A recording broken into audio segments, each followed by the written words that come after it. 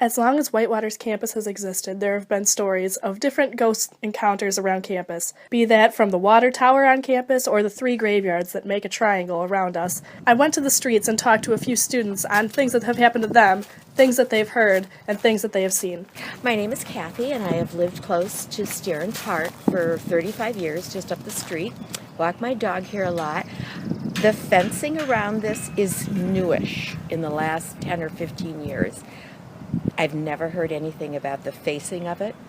I've never heard anything about the rumor of the spinning water tower. Never seen it move at all in 35 years.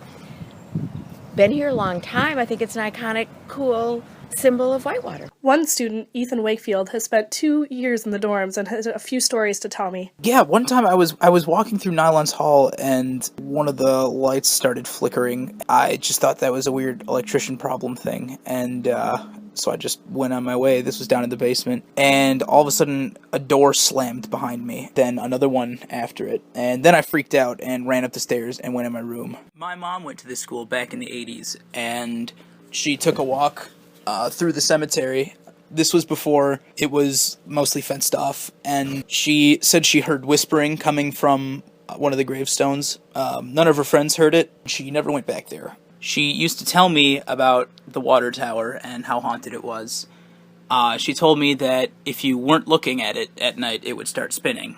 And I don't know how much truth there is to that, because you can't look at it or it stops spinning. But when I have been taking walks around there at night, I've seen lights that look like car lights, but there's no road there, and there was no car, no people.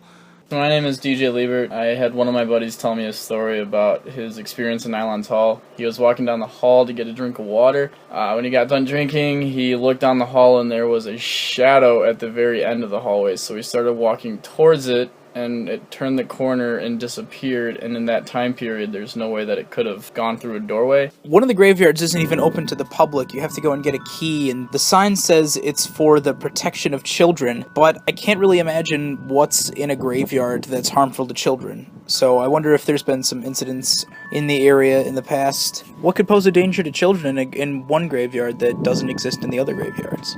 I myself had a few encounters between doors slamming, windows slamming, things falling off my desk in the middle of the night.